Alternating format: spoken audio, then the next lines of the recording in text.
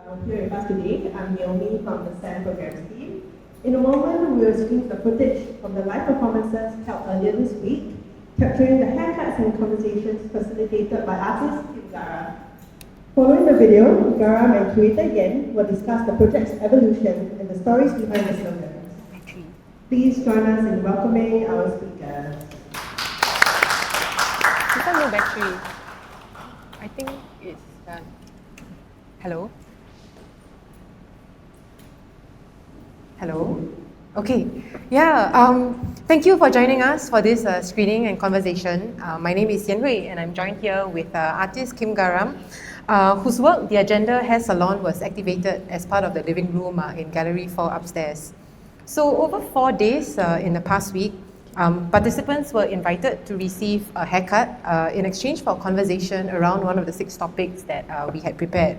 And some of you here, might have taken part directly, sitting in the chair, having a chat with 𝘔𝘓𝘓. Others of you may be encountering this for the first time through the documentation. But I'd like to stress that all your positions and all your views are equally welcome tonight. So even though this work departs from the experience of the hair salon, I think it more broadly touches on the conditions under which conversation and at times even vulnerability becomes possible, and really on what it means to have our voices heard in public space.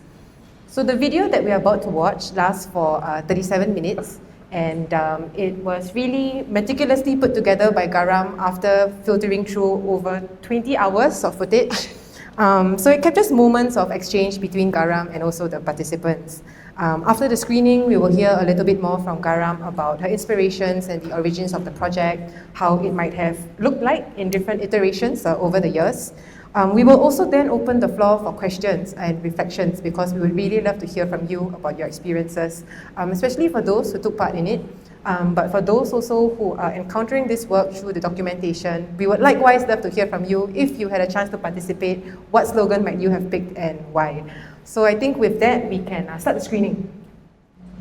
Okay, are you ready? Shall we start? I will choose the topic of today. Okay.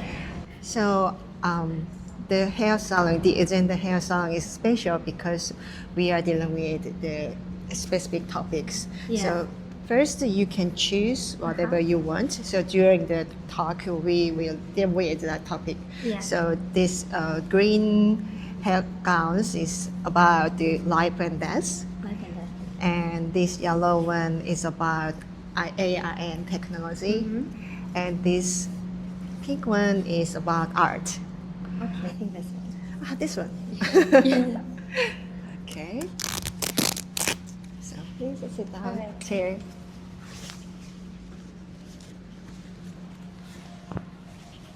Okay.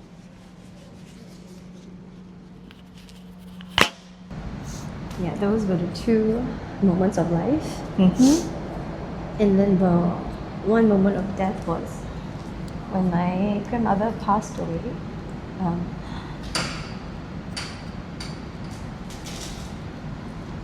And that was the first time I had to deal with death as an adult.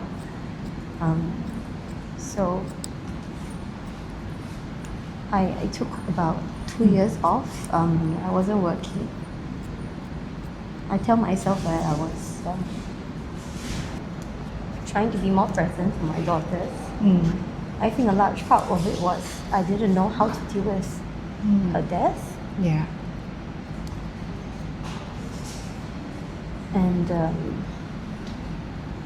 then at that point I was already in my 30s, so Yeah. I thought that at that time, okay, I've been a parent, I thought I would be able to manage things better. So could you explain about that? Because for me, I just researched it online and I want to listen to the real story from the human. Oh, I'm not from Singapore. So, Oh, really? Yeah, I'm not really familiar with that. Oh, I'm so from- where are you from? Sorry, I didn't ask you first. It's okay. I'm from China, and You're from I China. think just Chinese people just work too hard, and Ah, this culture, Yeah, I just Chinese see. people just bring this super hardworking culture to everywhere. I see. So are you visiting here or are you living here? I'm visiting here for the Singapore Art Week Ah, because I'm the art journalist. So that's the reason why I didn't want to see. talk about art again. The same is in China. I feel like lots of young people thinking of like I'm doing extra work, so I'm contributing more to my company, and I'm so honored to it. It's like sort of my pleasure. If you are the person not too appointed by your boss to do extra work, you are not like the central part of your team, sort of like this. But sometimes if it's too much, I don't think it's good for the people's health, you know. I researched it from online before coming here, and the ChatGPT mentioned about 𝘓𝘢𝘁 culture. What's it? 𝘓𝘢𝘁? 𝘓𝘢𝘁. Yeah, 𝘓𝘢𝘁 culture in Singapore. 𝘓𝘢𝘁 culture. There was also the 𝘓𝘢𝘁 burger. Have you heard? Have you heard about the 𝘓𝘢𝘁 burger? Burger? Yeah, it's called 𝘓𝘢𝘁 burger. Burger is eating Yeah. burger. Yeah, So McDonald's 𝘓𝘢𝘁 burger. So what's different from this other normal burgers? Let me ask you, then what do you think?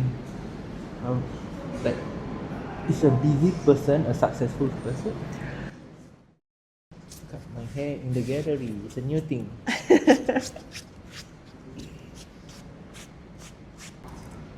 If you ask me to do certain thing like so, you know, so quiet or no interaction or nothing, I feel very, very bored. After a while, I feel very, very bored. Yeah, that's me. So I think I'm a busybody. If I have a hair salon with those topics, the topic is all the time, it changes, depends on the location and time. So maybe I can share some ideas which is really important in that society, and then I can open the conversations. Yeah. So I want to make some commonplace for the public. And in the museum, people trust me, and then I can make their haircut done, and then we can share our ideas. Yeah, it is actually a great idea. You know? Thank you. Because I think for us, or you know, for maybe the Asian, I don't know, like we never thought about it. You know, sometimes we just don't want to say so much things. You know, we worry that what people will perceive about you. You know, and not so. Can I ask why did you choose this topic? This topic is something that is very debatable, I feel. A lot of people have their different views on what AI or like whether it's really helpful or not. I still haven't figured it out whether I like it or not. Yeah. Because every question we have, every idea we have, we just kind of go to ChatGPT, we type it in, and then we see what it generates, and then we just go with it. People sometimes use it as like, say, time as an excuse in order for you to think of things quickly, in order for you to develop ideas fast. They proceed to use AI, but I don't know whether that's something that should continue, because at the end of the day, we're humans, and that's something that AI cannot replace. It's kind of scary. Yeah. Because now we're going into a new set of world where things will be completely unexpected. Nobody has the real answer of what will be the impact and what will happen. But I think it's really important issues for nowadays. Yeah, because you think you fear about it. Yeah. And you're saying is we can't stop because stop this. I don't think we can stop it. Yeah, And and I don't think actually we Elon should- Musk mentioned that the same way. So we can't stop.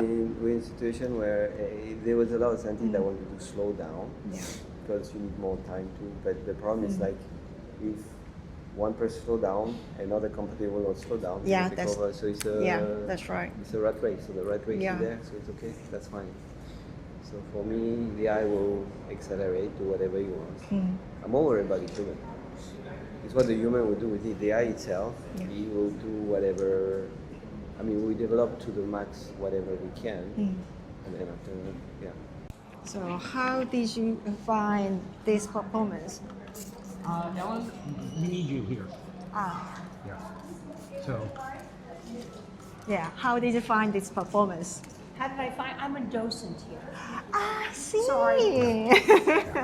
And So actually, you know everything about it. yeah, we were here a month ago, and you had a film where you were doing the guy just- from Germany, maybe. Right, in this sort of. Yeah, so I saw that. And we have a really good friend that we travel to strange places, like Uzbekistan and Mongolia and Cuba, and he has to get a haircut every time we go somewhere and take a picture. So I thought it would be cool to do this and send him a picture of me getting a haircut. Yeah. So tell me, why did you choose this Well, topic? obviously AI is a very important topic today. It's changing our lives. It's impacting everything we do. Yeah. Actually, my parents started to. I downloaded the app Gemini and ChatGPT in their smartphone, and they started to ask everything. So it could be kind of fun. Yeah.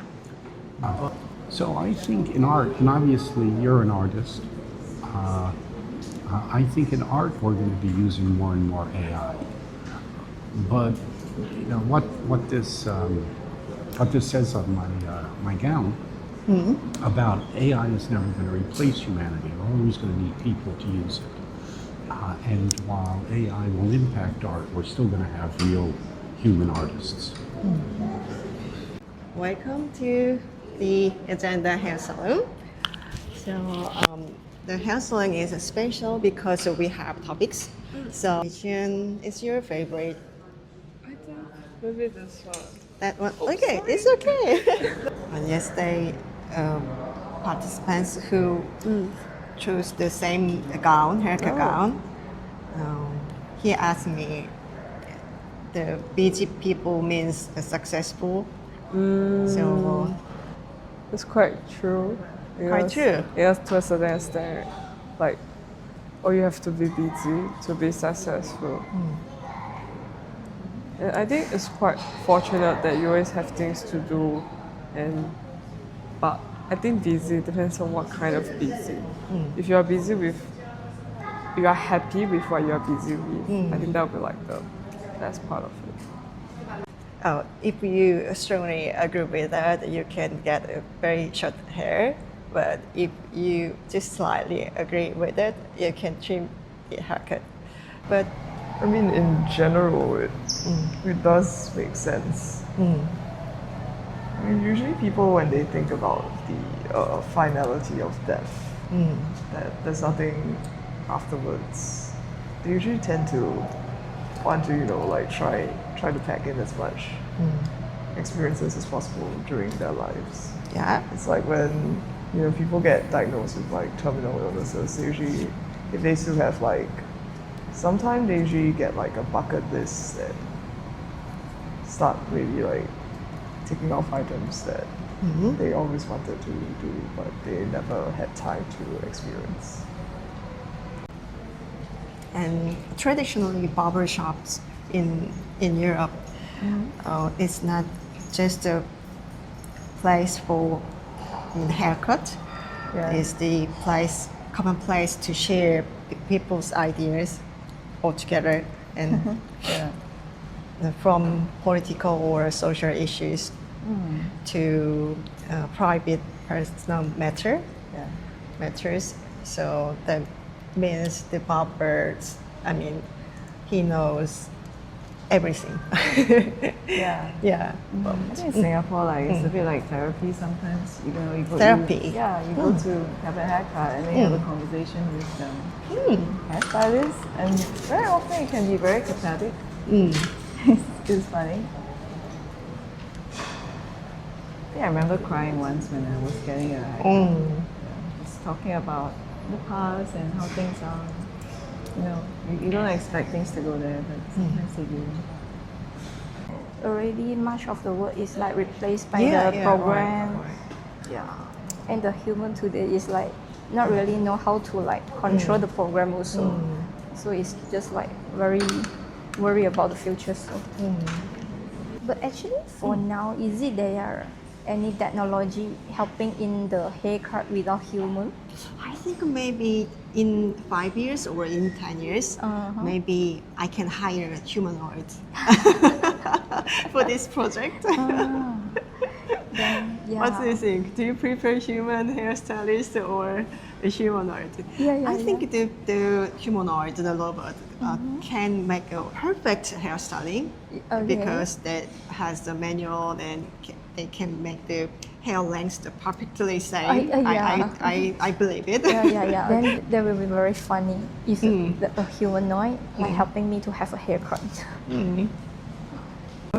I think art is important in any city, and it's also interesting that in any country, even the liberal Western countries, there's some element of censorship or fear of the art, and how they try and control what artists do or how the audience react to the artwork.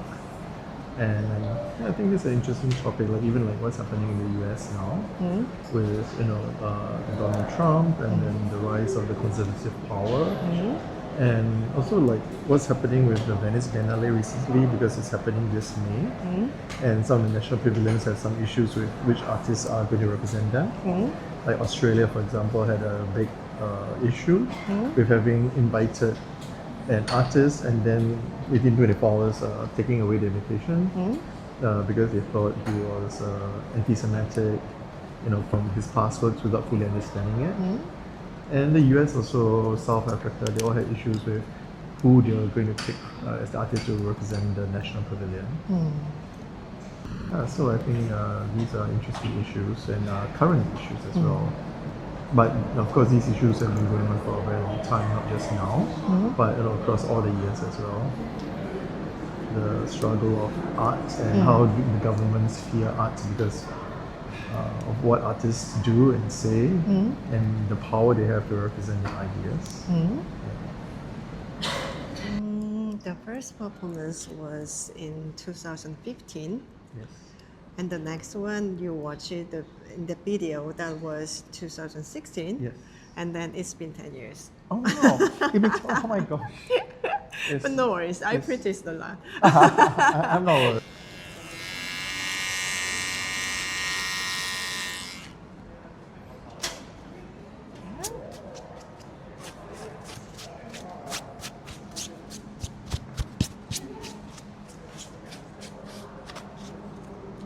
We're done. Oh, thank you. Yeah, just slightly treat your Thank you very much. Can I take a picture with you now? Yeah, of course. Okay. Of course. So, green is about what? life and death. Life and death, we measure our worth by how busy we are. We only learn how to live when we are forced to face death. And yellow is about AI and technology. Okay. Human attention not found. Then the And pink is about art.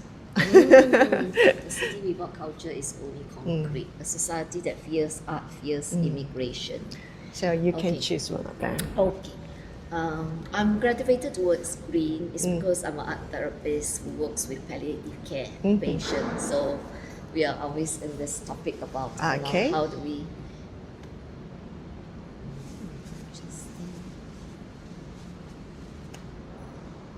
I would like to listen. Okay, that one? Yes. Okay, please sit down here. Yeah, sure. So at the beginning, so I presented the certificate because whenever people visited the exhibition, they asked me, so are you trained it or not? How did this project started for you? Okay, it's from my personal experience. So I actually went to art school both in Seoul and London, and I found that a big difference is kind of a cultural difference. There was a student strike against the tuition hikes in Seoul, and there was a head shaving ceremony. So the students, they shaved their head. Yeah. Wow, so drastic, yeah. But it worked. Actually, it worked? Yeah, It it worked. worked. Oh. Because the university, actually responded. froze the tuition. Oh, and then when I studied in London, that was about 10 years ago, and there was a similar situation. I mean, the UK government, the government just cut the student subsidies, and the students flooded the streets. Oh, another protest happened. Another protest. And actually there were fires and riots and things were getting smashed everywhere. But there's no head shaping ceremonies. So I was curious about it. And that was the starting point. I started digging into the history of the hair cutting or head shaping ceremonies. And it is genuinely quite a lifeless idea to think about cities as just places of concrete or places where like buildings exist. There's so much more that's inside the buildings, around the buildings, how people use the buildings. So it is something that's, I guess, quite close to how I live my life and the questions I deal with every day. Yeah. Unfortunately, there's the community that enjoys art in Singapore is not very big. So it's not that easy to find friends or communities that come here unless you go to an art school. Or I think the funny thing is in Singapore, that's not normal, I feel. In Singapore, not a lot of people talk in hair salons at all, I realize. Especially guys. I don't think guys talk in hair salons at all. But overseas, I was in Europe, and getting your hair cut there is like a whole experience. They bring you like a coffee, they ask you where you're going after, they shape your haircut based on where you're going after. So there's a whole conversation around it. So I got used to that as well. Yeah. So, are you ready? Yeah, a bit nervous, but sure. I think we can start talking. And that kind of goes back to this as well, because like if robots and AI take over our job, right? What are we? What's our worth now? If we are not busy, we are not working, then what are we? Failure as humans again. So that's why it goes back again too. In Korea, we call that the kind of syndrome is 7 years old exam. Oh my goodness. Yeah, they are studying for the entering exam. Yes. It's crazy, I think. Yes, because I think you can see this competitiveness come out even from like when you have the baby and then the mom is like reading a storybook or talking to the baby, and that's prenatal education, right? And then you also have the milk powder where you have like, we have different minerals or vitamins inside that will make your child very smart. So it's even from before the baby is born that the parent wants to like, the parent is competitive and wants the child to become like smart and have a good future. I think I'm a very sentimental person. I think I'm very like vulnerable with my emotions. So I was thinking maybe like this type of conversation would like it strike my attention the most. I think the reason why I chose something close to life and death is because I personally struggle with depression. So I was planning to this type of topic is what's always on my mind all the time. So sometimes I always wonder like when will death ever be like, how would death ever be like, you know? I don't know, it's very hard to like kind of like verbalize the way I think when it comes to this. So I'm trying to push myself to talk about a topic like this. You see? Oh. I can move it. So cute. Yeah, you're cute. So when did you find this performance? Actually, I came with Alia, which is like the girl that's sitting here just now, because we came to see the living room, and I was like, haircut, free haircut. Yeah. I want a free haircut, and it's just because I'm quite like, I would say adventurous. I don't really care much about my hair, so I was like, someone is gonna mess up my hair for free? Yes. So I was like, we should do this together. I think. Wait, let me see if I'm reading this correctly again. Yeah, busyness, right? I think it's something that's interesting to me because also like what I was talking about, like time is something that I'm very enamored by in my work, because I think one of the truths and the thing that unites humanity to me is the idea that we all die, right? There's only a finite amount of time that we have, and people always trying to make the best of what they have here. I see your work is very social, it engages with people a lot.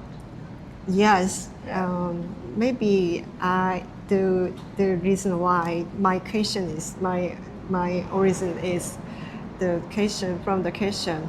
Art is really valuable for the society and for not only for me, not just for me, for everyone. So it's the way to find real solution. What's your favorite? I mean, I feel like the most topical to me is this one. This one? Yeah. Okay, please sit down here.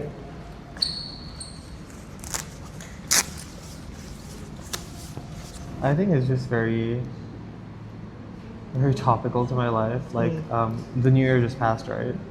And one of my New Year's resolutions was, I want to reduce my screen time. I want to stop using my phone when I go to the bathroom, or like when I'm taking a shower. I don't want to have like music playing or something like that. And for the first week I was doing great, it was fine. I was like, wow, this is so efficient, and I feel like I don't need it. And then the second week I've just fallen back to those habits, because sometimes it just feels like, what am I supposed to do with my mind if there's nothing to like stimulate it? And so yeah, like I think when people first started talking about attention span decreasing and everything, I thought, sure, that applies to like kids these days, but not people from my generation who kind of grew up into this technology. So it's been very jarring to see how in my life it is. Like even right now while you're doing this, I have my watch on and my watch just vibrated, and I'm like, oh, what's this notification I got? So I can't even fully concentrate on this conversation we're having. Yeah. Are you just visiting the museum, the gallery? Yes, I'm visiting, with and I arrived for 2 weeks to Singapore. Oh, so where are you it's from? my second day, Israel. Oh, thank you. So tell me. Amaltila, I didn't comb my hair in this morning, so I arrived just on time. It's fine. So, can I ask why did you choose this topic? This topic, because I'm an artist. I write, I draw, and I take pictures. And still, many creation in the world is things that people didn't imagine even. So, might be imagination can close the little door. Imagination and asking, every day asking, what else can I do? What else can I choose? What else open my heart, wide it? If it shrinks, if my heart shrinks, it's not my truth. Yeah, because I'm a stay-at-home mom, so I think the public perception of a stay-at-home mom is one that you have all the time. You wake up, you don't have to rush to work. and you know, you can just take your own sweet time, make your own coffee, take a nap, relax, something like that, I guess. But in my lived experience, it's really not like that. Yeah, a lot of times I feel like I'm like switched on 24/7. Oh, by the way, what do you do on holiday? And when they are on holiday. Yeah, you're right. I'm sorry. Maybe 10 years later. Yeah, so I mean, some of my friends, we've known each other for very long. Yeah. One another for like, because we were all friends since secondary school. And and I mean, unlike me, they don't have children, so they can, you know, go for vacation anytime. So, and I think it will be fun to also go on holiday with them. But but we know sometimes when they mention, oh, you know, let's go to, you know, Japan or Korea. And I'm like, oh, I do wish I could join you, maybe 10 years time.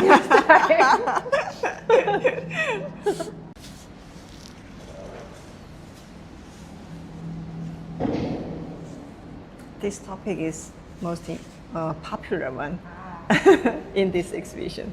In Singapore? Yeah, in Singapore. Oh. I think it's mainly because I am now unemployed, so I just left my job. Yeah, and I think this idea of how you spend your time has been in my mind, and also I think everybody has. Whenever people meet me, they ask me, so what have you been doing with your time? And I think it's also hard to feel like your life is going somewhere when you aren't doing anything. Yeah. But break time is really important, I think.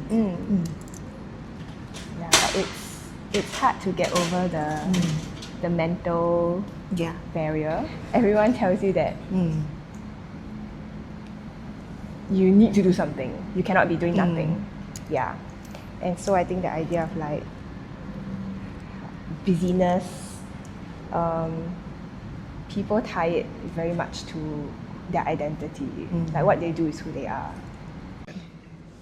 Because my attention span has been shrinking, and I do feel like part of it is because of certain things that have changed over time, and like the way I navigate the internet and sort of like live life in general. So it made me laugh because I've been actively trying to do things more offline nowadays, like read a book. So do you think you're happy with that? I mean, avoiding from this digital stuff? I think it helps a little bit, but then it's also scary because you don't know what's going on online, and that's how most of the world like talks to each other nowadays. Yeah. But I like it because I can hear my own voice more. Yeah, I don't have TikTok because I'm scared that my attention will shrink. Yeah, good job. Never downloaded it. TikTok, okay. But then I always had the other impression that people in Korea read a lot more than people in Singapore do. And I mean, to be fair, I also felt that about like when I used to study in London and I would go on the train, people would actually be holding books there. Oh, actually, I went to art school in London. Did you also see people reading on the train? Yeah, because I think there's no internet connection. I'm pretty sure. I'm pretty sure. Yeah, until now in the tube, people can't get the internet, and whenever the doors open, so There's only 5 seconds, right? 5 seconds. Yeah, I never knew where I was in London when that would happen. I'd be like, I hope I get to the right place on time. Yeah. You know, I didn't cut my hair for 8 months. Really? That's why it's flying. So you are waiting for me? Yeah. In the early days when the generations ago, when it was all about economic survival, I don't think art was seen as something that was very important. So a lot of our policies, you know, the government was they supported more jobs that had to do with maybe banking, banking, finance, teaching, science. So art was always seen as something that was maybe it's a nice to have, but it was not necessary, not essential. So that's why, when we were growing up, art was never seen as something that was especially important to life. It's actually not so scary. Scary? It's not so scary sitting here to cut hair. Really? I was wondering what the other participants might feel. I think because I think it's the power of the art space. People just trust me. I don't know why. And in Germany, actually, many people just cut their hair at home. They do it themselves? Yeah, by families. Yeah. So the reason why there was so long queue, they saw it. Yeah. You know what? Wow, it's laser! Oh, it's special scissors. It is not the same scissors that I used to cut just chicken. at home. Yeah, I found out some people were fighting in the queue. I came first. Yeah, that's true. So that was the I real came reason first. why they participated, because they want free haircuts. Yeah, that's the life. Yeah. But at least they're honest about it. Idealistic, yeah. Oh, people, all those people appreciate the art. No. But sometimes they can figure out, or they can find out, oh, it could be a new form of artwork, and maybe next time I can visit the museum. Yeah. So I want to Try it out. attract people. To art field, art scene. Yeah. I think for me, so I'm actually working in the research area, so it's a lot about finding new things and new ways. So I just discovered art maybe 1 or 2 years ago, and I actually found that a lot in art is about trying out new things and new ideas and combining different topics or different methods to achieve something which is kind of new or somehow inspiring as well. So I did this project 10 years ago in Dusseldorf in Germany. Actually, I'm from Germany. Yeah, actually, I can recognize your I accent. guess Yeah, that's so the reason very why obvious. I mentioned that. Okay, so. so yeah, I've been abroad many times for shorter periods, I see. some exchange semesters or Yeah. research visits. Yeah. I also lived in. Actually, the only time where I've been abroad for a longer time was in South Korea. I'm from Seoul. I lived. Okay. Yeah. So I lived in Seoul for 1.5 years. Oh, roughly. so can you speak Korean? A little bit? I mean, just a little bit. Like 안녕하세요 and 감사합니다 and 만나서 감사합니다. Yeah. So, and also once I went back to Germany, I also forgot many things again. So it's So they said the barber knew it all. I mean. yeah, that's like a saying in Germany. Yeah. Yeah, that's true. Because they're quite often very talkative, and also. Oh yeah, that's right. And yeah, so and of course the people are in this situation where you're with the person for let's say half hour or longer. So people try to find some topics, because I mean if you go first time to a hairdresser and you don't know each other, so of course you will kind of gravitate towards topics which are kind of personal as well. Yeah. Yes, I think we are done. Okay, perfect. So, a little bit trimmed. I just little bit trimmed your damaged hair. Yeah. Okay. Okay. Thank you so much. Okay. I still need to see the mirror, I didn't see it properly.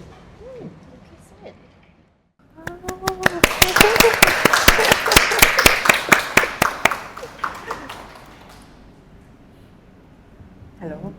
Yeah, what wonderful conversations, Garam. I forgot what I said and I was quite embarrassed to watch it back, but I think everyone else was wonderful. I think one of the things that really struck me was how much people gravitated towards the green gowns, the ones that were on life and death, and that was not something that I anticipated. It was very nice to see, it was the first time that I'm watching this. It was very nice to see how candid and honest some of the conversations were. So let's start with a warm-up question for you. What has been your biggest takeaway from the 4 days of doing this?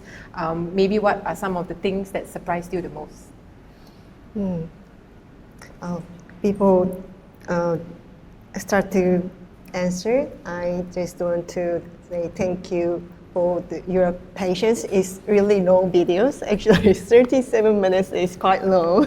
Nowadays, people can use to just short reels and short videos. And okay, let's start to answer your question.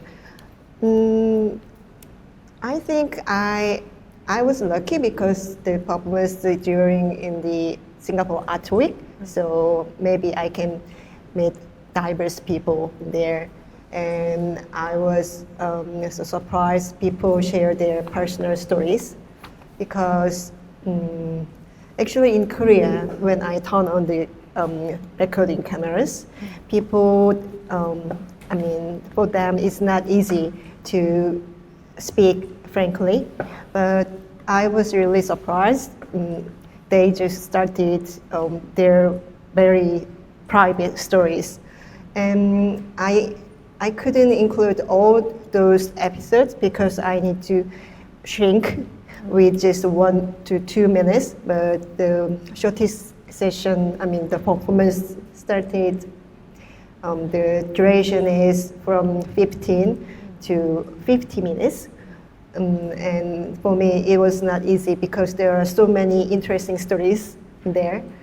And I was really pleased to see many people want to listen to other stories as well. So, yeah, and I was really glad to meet such a beautiful people. So there were many people, many participants who also asking about the origins and inspiration of your project, where you had shown it in previous years, and you've also prepared for us some slides to talk more about that. So you can see it's shaving head ceremonies in Korea. This you can see is 3 days ago, and that is the student protest head shaving ceremonies to against the tuition hikes, and that is actually I found the articles I already mentioned in the documentation videos. So there is the student protest in London. Yeah, look at this. It's really violent, and my question is, I was really curious about how people express their opinions, especially when they face to their, something important issues. So Korea just symbolic, they just shaved their head, and I found out that is kind of Asian cultures, and that is another story. It's a example. I mean, it's a real story. It's almost 10 years ago articles. It's famous girl group from Japan, the J-pop girl group. She had shaved her head because of the romantic scandal, and in the press conference, to apologize her scandal. So when we see this kind of context, the cutting hair means a lot, especially for Asian people. And I also found out in India also the head shaping ceremonies existed. So I want to bring that ideas to my hair salon. So and I make the common place to share the most debatable issues nowadays in the time and the location, where the exhibition appeared. So I just attract people for free haircut, and I saw it worked. And yeah, so normally I found out my medium for my artworks is from my surrounded experience. So yeah, that's the story from the hair salon. It's coming to this Singapore.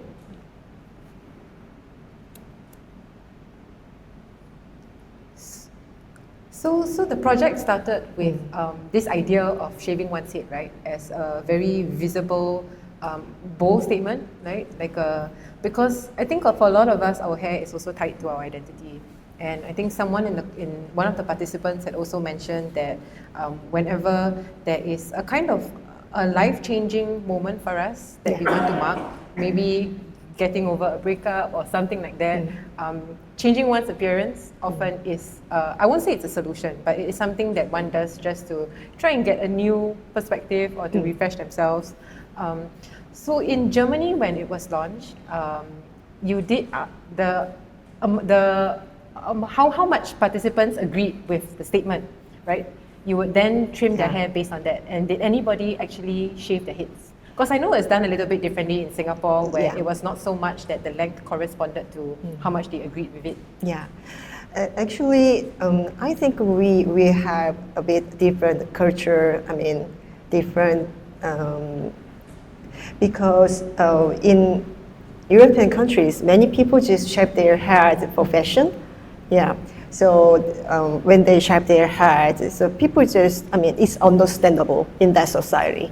But for example, in Korea or in Singapore, shaving head and with the shaved heads, people are just look at them. What does matter with you? So in Germany, I could start the performance with their agreement. As much as they agree, they can change their haircut length. But here, the most important key is sharing ideas together. So in there, that is kind of a joke, but here, if I ask the participants so nobody's do it. So I did this project in Germany 2016, and I visited many different places. So that means I could meet just people outside the museum. So some people are very understanding about the art and really appreciate about art. But some people just, we already talked about it. They just want the free haircut. So, yes. And also, I had an experience in 2016 in Seoul. Actually, it's a really expensive area in Gangnam. And I could meet many rich people in there, and their expenses is so different, and they just show up. Oh, you know what? My hairdresser is in New York. And some people just thought that it's a new hair salon because it's just a really luxury building. In the ground floor is open space, and I just decorate with a real hair salon, so people didn't recognize it. It's a part of art project. Yeah. So those type of gathering people's idea is really meaningful for me, and especially when we are discussing about the important social issues, or sometimes the political issues as well. And cultural issues is really important for us as well. Yeah. So with that, I think we can also move to sharing a bit about the slogans that we selected for Singapore.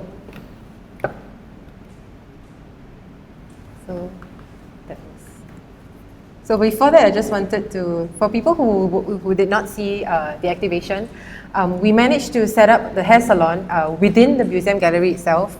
And I think we're very satisfied that we managed to do so because there are often 1,001 unspoken rules in museum practice, a lot of do's and don'ts. And turning the museum space into a hair salon was really something that we had not done and very pleased to have done. So, do you want me to speak more about this? Oh, you can go first. I can? Okay. So we were talking, both of us were talking for about maybe half a year, just thinking about topics that, you know, might be relevant to Singapore society. And we came up with 3 broad themes first. And the first was on life and death, second on AI and technology, and then on art and society. So for life and death, we were thinking about a lot of things. And one of the things was the growing mental health crisis in Singapore. And there are multiple statistics, of course, that we can pull from. Like in 2024, there was a study that showed that 1 in 3 youths, so youths being identified as between the ages of 15 to 35, they reported very poor mental health. And 17% of the general population had poor mental health. So I don't really know what the difference is between poor and very poor, but both ways it's also not good.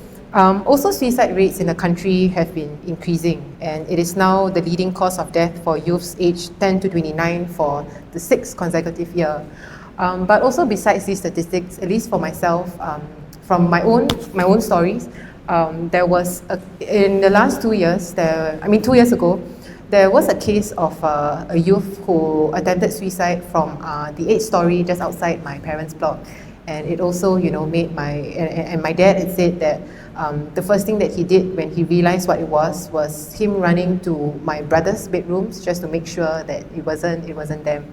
So I think stories like this, you know, we always think that of course, it doesn't happen to us, and we hope it never happens to us or people in our circles. But these statistics are really, they're not great. Another thing also was the aging population, right, that we spoke about, which is something that is common across both Singapore and Korea.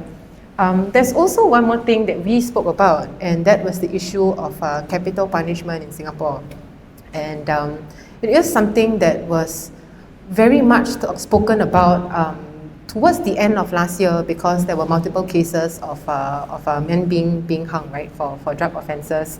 But also we decided to make the statements a bit more broad, so that people could come to it, whether from a personal perspective or whether they wanted to veer more into the political. That was also their choice.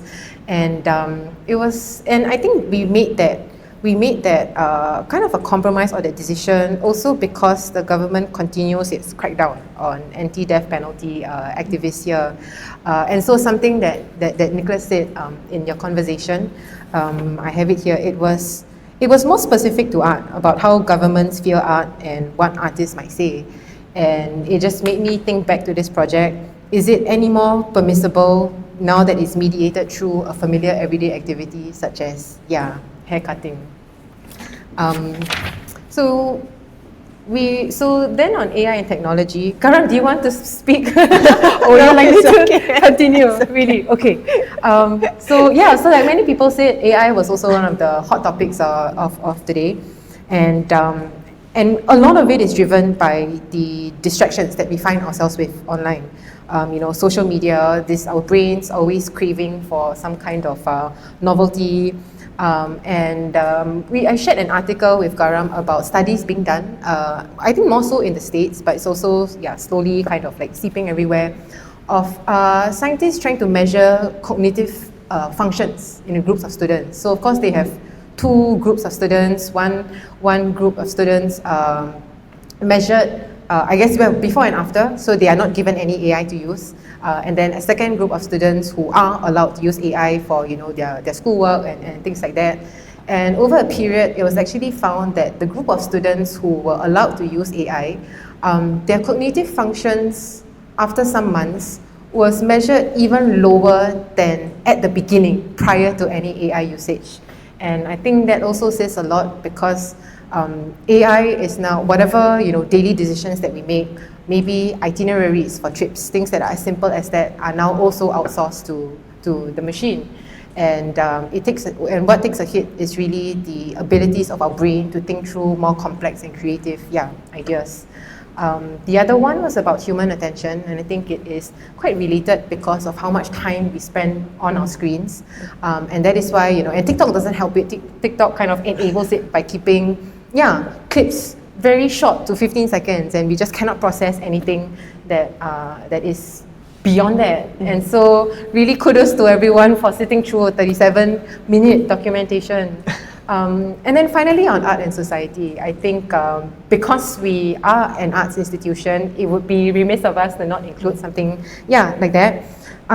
So one of the observations made, at least in art and society, was the culture pass that was introduced to Singapore, where every citizen, and I think PR, if I'm not wrong, is given $100 to spend on cultural activities.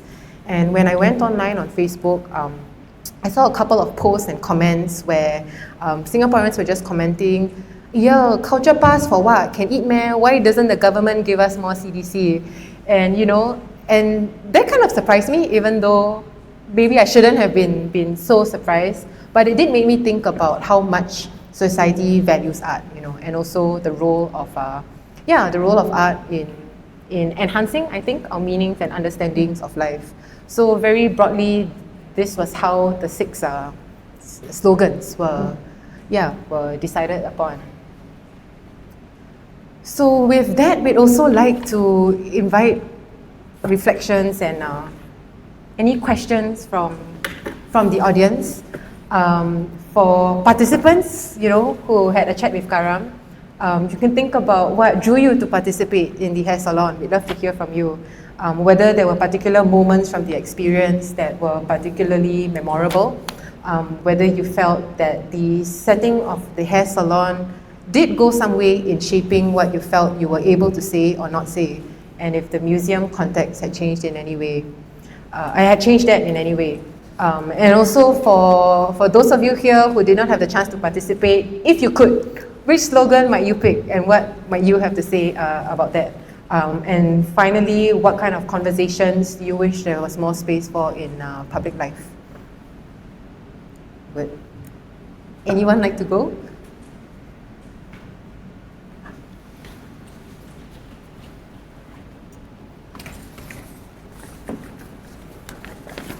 Thank you very much for this really interesting space, and thank you very much to the artists as well.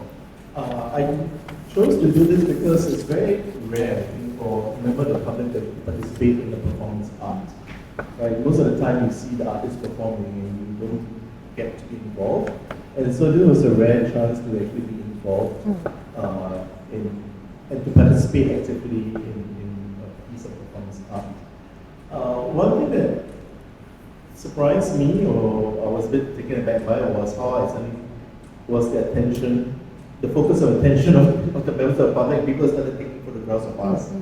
So when you saw the video, it's just the video of us, but you don't see the other side. And suddenly, and I took off my glasses, I'm quite blind, so I could see a lot of people standing, facing us, taking pictures, doing videos, and that was something surprising. I have a lot more respect for performance artists who have to face that and still perform to the best of their ability and ignore all the distractions. So that was interesting. And what I thought was also interesting was that you didn't mic us, but the sound quality is too smooth. I don't know how you did it, but I remember it was just like going to a salon for a haircut. You just put the sheet over us, and then you started cutting. You didn't put a microphone or any speaker, so it felt more natural in that way. That you were reassured that you were just having a conversation and you didn't feel like you being recorded, but then again the recording was spoken. And I think the salon does culturally allow people to move freely, and actually it just reminded me of the bus interchange where I live. There's actually a small male hair salon in the bus interchange, and the slogan says, "A good haircut is cheaper than a therapist." And this I suppose reflects how you approach this very social experiment, where people just feel comfortable sharing with somebody who's doing something quite intimate. They're touching your hair, they're cutting your hair, and then because of that, maybe that allows people to feel more open and safe Really exciting. So thank you very much. Thank you. Thank you for sharing. Yeah. Yeah. Sorry. Oh, okay. That's all. Thank you Yeah. very much. Thank you. Yeah. Anyone else? Yes.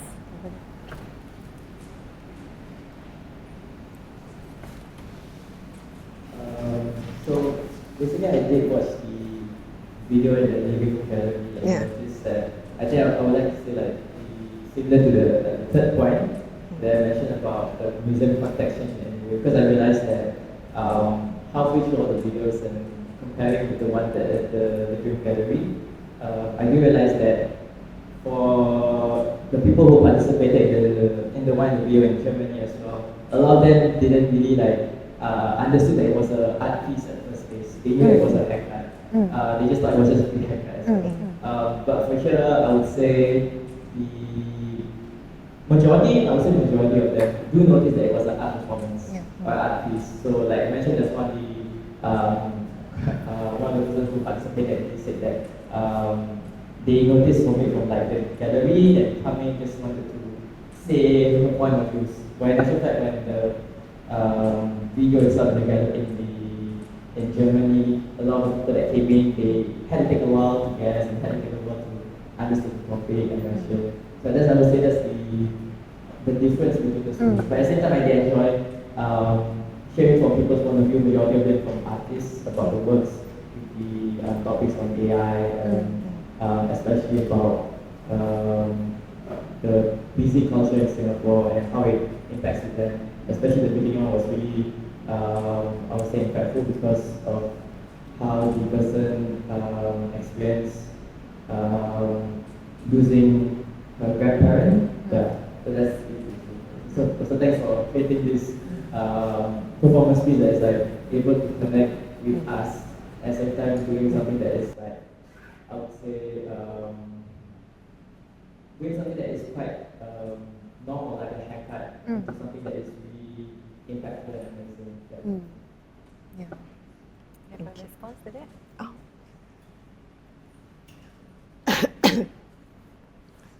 You know, respond to that? Yeah. Can I? You can. You want to respond. Yeah, actually, previously the curator Yen asked me the difference between Dusseldorf project and the Singapore project.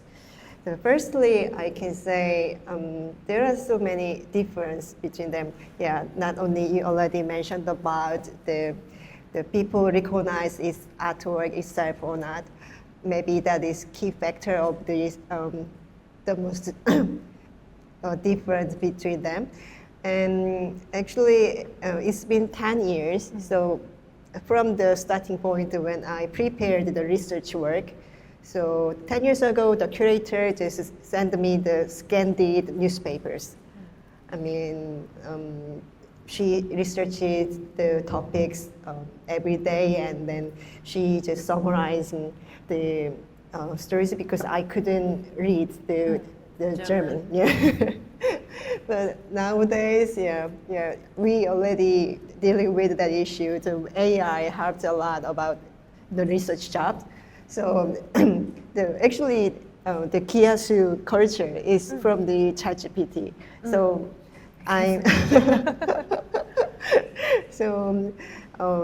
the AI explained about it, and when I understand about the culture or the issues in the specific society is very helpful. And then many people ask me in this section, because we are dealing with the AI as a topic, so they are asking me how do I using AI with my artwork. So I mentioned that I'm gonna make the documentation videos with AI because I need the subtitles. But previously, I took almost 7 days to put in subtitles of the videos, but thankfully with the AI function, I just easily review the subtitles of what the AI created with that video. So it's much easier to make archiving jobs. And also, maybe already the participants mentioned that the interactive artwork and intimative the connection makes it much easier to open their mind. But actually, I didn't recognize so many people were watching that performance because I was focused on just hair cutting. But yeah, so now I understand why you mentioned about it's scary a bit. Yeah, and yeah, and I can see the big change of our daily lives as well, because I can't including all the stories in the video, but they mentioned that normally from that their personal habits or the environments in nowadays, and using the technology or their job and their life. And yeah, with the time past, everything has been changed. And one more thing, I realized that actually German people are really talkative, and they never stop talking. And in the previous work, it was really hard to edit the videos because I couldn't find any stopping point. But here, yeah, in Singapore, I can communicate with each other, yes. And yeah, in Germany, people just insist their opinions rather than asking my opinion. So actually, I was, prepared a lot about that issue. I want to answer very, well in that issue because I'm the stranger of that society and I should study about it. But yeah. They just want to listen to others' opinion rather than just artist's opinion. But here, people just ask me about me, and they want to listen to my stories as well. So yeah, that is a big difference between cultural them. difference. Yeah, cultural difference. Yeah. Do we have any more questions? Yeah, over there.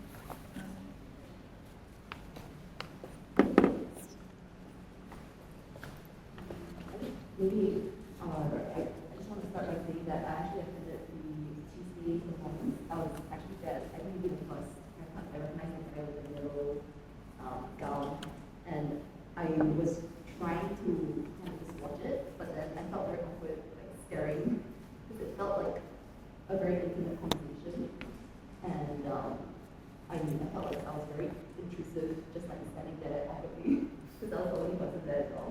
So I just realized that the weekend performances had more people. But I think something that I was quite curious about is was language. Does language kind of change the way that the performance played out in the different countries?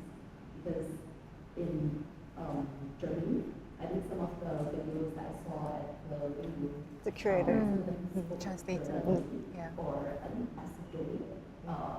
so other languages, and then there was a translator, right? But then in Seoul, when you do it there, it's very different language, and then it's much more comfortable having a translation. Whereas in Singapore, I think even though we speak English, some people might be more English, so it might also be like slightly different in the way that you communicate. So I was just wondering, how was that experience with it? Yeah. Actually, I'm not a native speaker in English, so sometimes I misunderstood. And I remember the first day for that archiving videos from the museum team, she mentioned that when I heard the hair dryer, but actually the participant means, he mentioned about hair dyeing.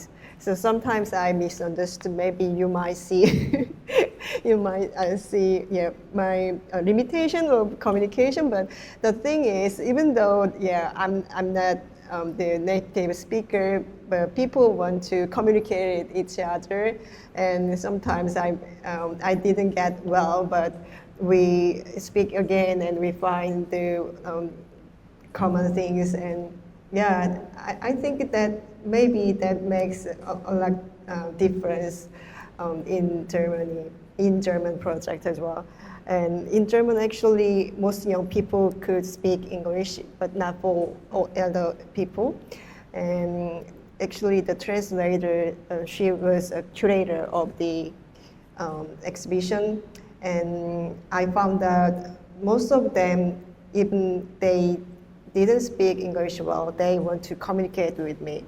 So just slightly supported by the curator.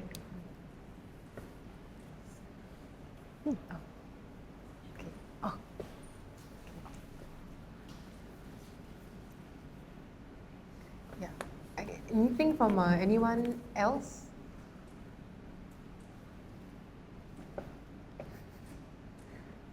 No?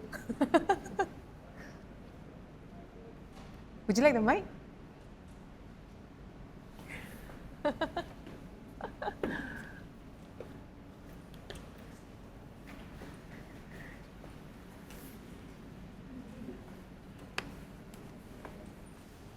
For definitely participate in this hair cutting ceremony. Actually, it was new news for me to learn about the origin story of how this performance started, this hair shaving ceremony.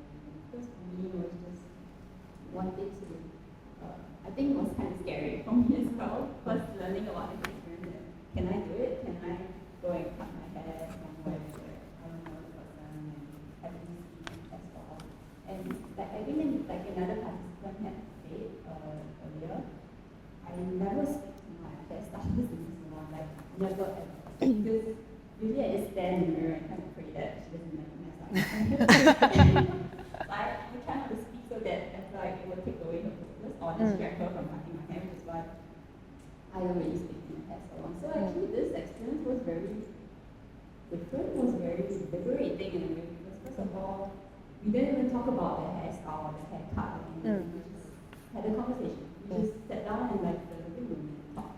And I wasn't even really thinking about what she was doing with my hair. And I think another point I felt was interesting was because there was no mirror in front of us, so we weren't so focused on our own image and being conscious about what we were doing and what the hairstyle was doing. So I thought that was something that was very liberating to me, which is why this hair salon context or hair cutting is a very interesting way to get people to have share conversations. So I appreciate that. Yeah. Thank you.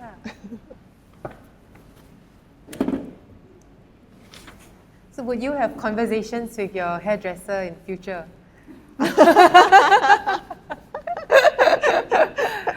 Would anyone else like to share any thoughts? So if not, then we can close the session for this evening. Yeah, thank you, Garam. I really think that the Agenda Hair Salon is also leaving me with a lot of questions that I probably cannot answer right now. And I wrote down some of them as I was watching this video.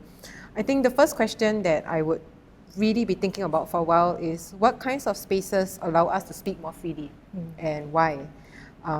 What makes a conversation feel safe enough where one can speak honestly and candidly, and also what remains unsaid even when the space is offered.